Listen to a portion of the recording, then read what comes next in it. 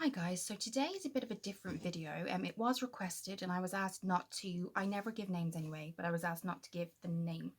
Um, I will put requested and then anyone who subscribed, like this person, can see that I've put it up.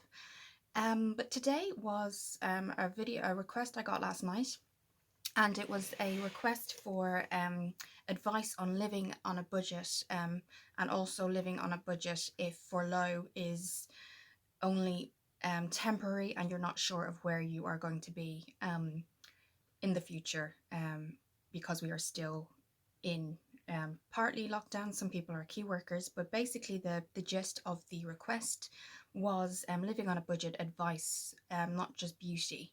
So I did a lot of research, and I'll do it in two parts because some of it does apply to me, and something recently has made it apply in parts, not in full.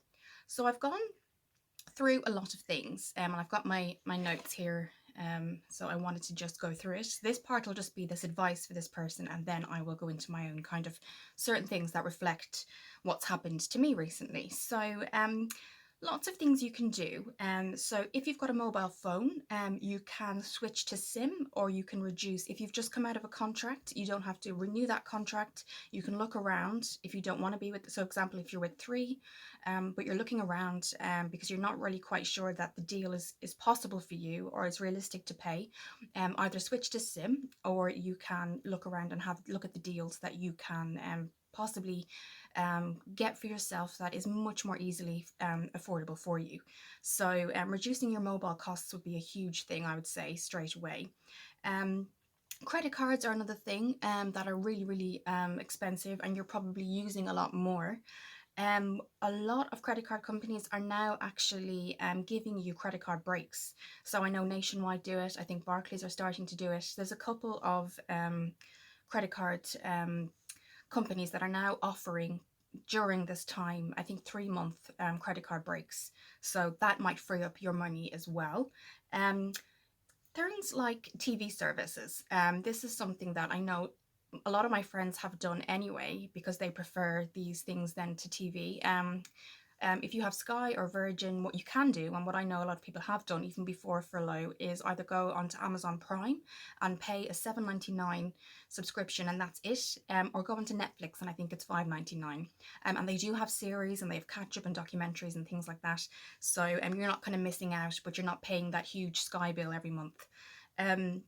So that would be something that I think would be really useful even going forward, because the majority of my friends have Amazon Prime and Netflix.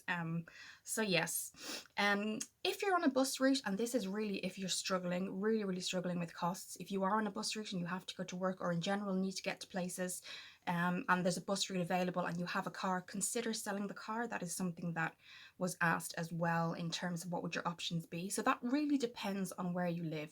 If you live in kind of a countryside area, I do, and there may be a bus route that only goes to certain places. I'm quite lucky in that I live in Oxford, so one goes straight into Oxford City, so if I needed anything, it's not such a big thing.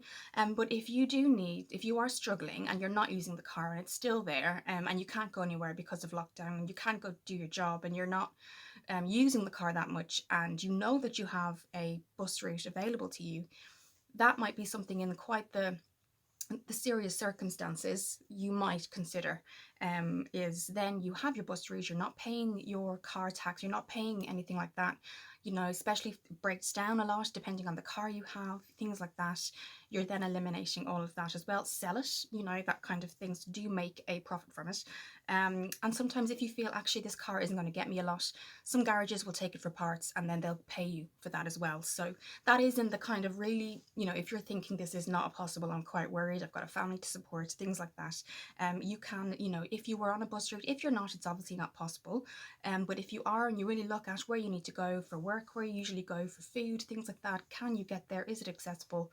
Then, that might be something to consider.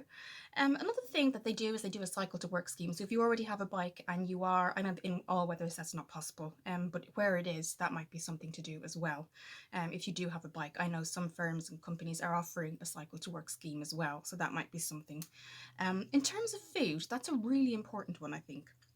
Break down what you need. So I know sometimes when you go in, and I've been kind of, I've been the type of person that's done this in the past, not for a while, but you go in and you just see everything and you want to get everything.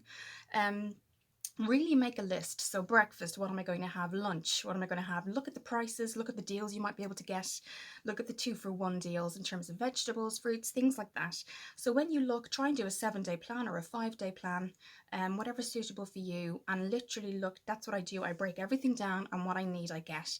And you'd be surprised how much you save. You really would, because I used to do it, and I used to go, okay, I'll just get that, I'll get that, and then I used to have waste of food, or else I would just buy something and miss out on something I really needed. So look at your bathroom, look at the, look at things like cleaning, get their brand maybe, or switch to Aldi. If you're somebody that usually goes to Sainsbury's or Tesco or things like that, I know Tesco aren't, as expensive as Sainsbury's, but if you need to switch to Aldi, things like that, they are absolutely, I've gotten their vegetables there before and fruits, and it's been fine. So that would be really, really good, because then you weed out any unnecessary food that you need, and you'd be surprised about the savings for that as well. Now, if you really need to get a loan to cover you for a while, there are short-term loans out there. I know you have to be so careful. I know there's a Amiga loan and there's things like that, and I've had experience where I've actually backed away and gone, another way. But for a short-term loan to cover you, particularly if, in this case, I was told that for a loan it was only going to be for a certain amount of time, and I think that may be due to the fact that in August, the government are saying that now your company will have to pay 20% of the furlough, whereas the government were covering the entire 80%. That's going to change, and I think in this case that's what's affected the request that I've been asked to do.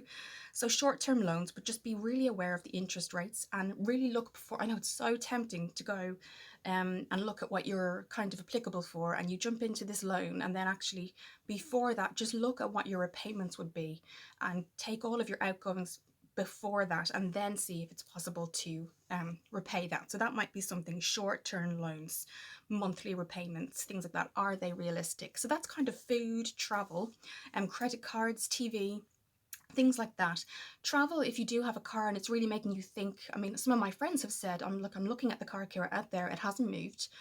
Do I need it? Do I actually need my car?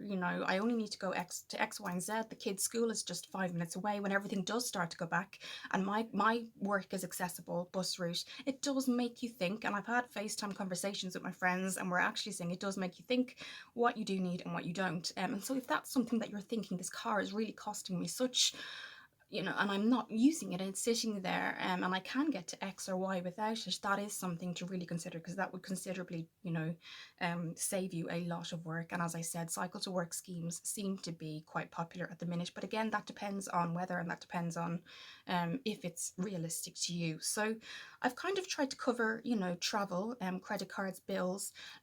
Shop around for your electric and your gas. Moneysupermarket.com is really good, so you can shop around and see what the best deals you can get for you. So don't just renew and go, okay, I'm just going to renew now with, SSE, or I'm going to renew now with X or Y or Z. Do look around and look at the cheap deals that the cheapest deal that will work for you, basically. Because if you're on a lower income, what it really does make you look at is how much can I keep in the bank and how much do I have to give out. So things that you have to pay out, you really look at, is there a different deal? And I think because we're using mobile so much, I think try to reduce your mobile costs. If you stay with the same company, look at the lowest amount that you would pay back and what that gives you. And if you feel like actually they are not, I've been with Three, for example, or I've been with EE, I'm not saying those in particular, just as an example, and they're not giving me a good deal, and I've been with them for 4 years or however long, try to look at other companies. And if you really, really want to, for the short term, switch to SIM, which I think is a really good one. So I hope I've covered the basis of what you've asked. Again, I completely understand privacy. I completely understand things like that. I don't tend to give out people's names. I just put requested and then they know what it is. But yes, I really, really do hope that helped you. I'm kind of in a similar position, not in terms of all of this, but if you do remember, I told you that FunFest was happening in the summer and in October, and it was going forward. It was going to be kind of a seasonal camp for the children, and I just got told yesterday that unfortunately, due to coronavirus and children not being able to be kind of registered onto these things that it's actually not going ahead at all. So they're separate to Energy Kids. As you know, I work for an Energy Kids. I'm a manager there in the term time, but this was actually a manager for a non-term time job that I had gotten that was hopefully going to go ahead, that has now been completely cancelled. And I was told that yesterday. So it was very, very ironic that I got this request last night, because I was kind of sitting down there with my looking at what I can do. And I think the big thing after I say this, and this applies to me now, and it applies to what I've just answered, is try not to panic. And I know that is a lot to ask, but try not to panic, because it gets over you. Your mental health comes in to all of this. If you're on your own, it's a huge, huge thing. It's a huge thing not to have that person to just hug or say, okay, let's just take a break. I completely understand that. I've been in that position. I'm grateful for FaceTime, but I completely connect with somebody who can't just reach out and say, I need this 5 minutes, to just de-stress. I need your hug. I need something. But getting back to the finance side of it. So basically I've been told that it's not going ahead. They can't kind of rent this room if things aren't going to go ahead. It was a big hall. It was in a very popular school, in primary school in Oxford. It was going to go ahead. Lots of children were going to go ahead and do it, but it isn't looking like it's going to be safe to have a summer camp, to have an October camp, things like that, because we just can't risk having children in that environment. Whereas Energy Kids is already established. I've been there for a very long time, so furlough luckily to me does apply. But for this job that I had just gotten, because it hasn't even set up, it was all planned to go ahead, it means that it's not going ahead at all. So that is something that I'm really going to have to look at in terms of finances for the summer. Because if you're in teaching, or if you're in things like that, the summer is always an issue, because, or holidays are always an issue, because you're not working. So you always have, so I had kind of planned this way back. I'd gotten this job 2 or 3 months ago. I'd been working with them because they were a brand new they were asking me about Oxford and the areas. So I was really helping them as well as going to be the manager. And unfortunately, yesterday they had to pull out of the school because it's looking like this particular school just aren't opening. It's not going to be an issue to be able to get everything up and running. So that has kind of sideswept me slightly. So it'll be a lot of and I think and this is one of my friends said this to me yesterday, because I was on the phone to him, and he said, it's who you know. A lot of these times with jobs, he said, Kira, don't forget, you have been teaching here for a very long time. Maybe kind of reach out to people. But I also wanted to make the point to him that, teaching in itself in coronavirus is going to be a struggle anyway, because the children can't be there, and they already have their kind of login to Google and things to teach. So I might be looking at a completely different area to work in during the summer. So that's going to be my challenge. I might be doing some of these things, not everything myself, but it has been a bit of a disappointment, to be honest, because it would have been not only financially viable, but a career change in terms of marketing and being the manager of an entire school in terms of a holiday club and things like that. So yeah, I am going to be looking at different things today myself. It did make me very, very appreciative of the fact that I am going on and still be studying in Open University. So I do have that goal to get to, but I do feel like this is going to be kind of a mark in my life, and that's why I thought it was kind of ironic I got that request last night, and that's why I wanted to do it this morning. Because it will make me look at similar things. And the big thing for me is, in your head you want to panic, but then you have this moment of, because I was like that when I was younger, I would panic, and everything would overwhelm me to the point where I couldn't see that I needed to get to a plan B. And now I kind of have a moment, because everybody does, don't get me wrong, I have that moment, and then I just pull myself out of it and say, okay, we do need a plan B, because nothing's really going to change. So yes, I will be kind of looking around and things like that, and I am very lucky that I do have a job in term time, and that's something that, I've had since 2017, and I do enjoy my job. And that's one of the things that I've always gone for, is I've always gone for a career that I wanted to enjoy. I never wanted to go to a place that it was just a 9 to 5, but now my attitude has changed. If it is a 9 to 5 and it gives me a salary and it gets me to the next step, I'm happy to do that. So yes, things like, I'll just go over again. So things that I hope help are things like, I'll go over the bills mainly, I think, because that's what's going to affect everyone. So mobile costs are a huge thing. I think, make sure that you're not paying out something that you're not actually using. We're now in furlough, we're at home a lot of the time, we're probably not using our phone as much, we might be just using the internet, and that's probably connected to your home anyway, to your internet bill. So that's really something to look at. Things like credit cards, I think so many banks, and I think nationwide, as I said, and building societies are giving out, well, not building societies, but nationwide in particular. I think I've seen their adverts where they're saying that there is a credit card break for 3 months, things like that, and that will really help you if you've got a family and things like that as well. Again, the other thing that my friends, as I said before, did for a very long time is they switched to, I think there's Now TV, that's another one I didn't mention, Amazon Prime and Netflix. Amazon Prime has all the latest series, and it does then, I think 2 months after a movie comes out, say, it then has it on afterwards, and then you've got the option similar to other things like Sky to buy or to just rent.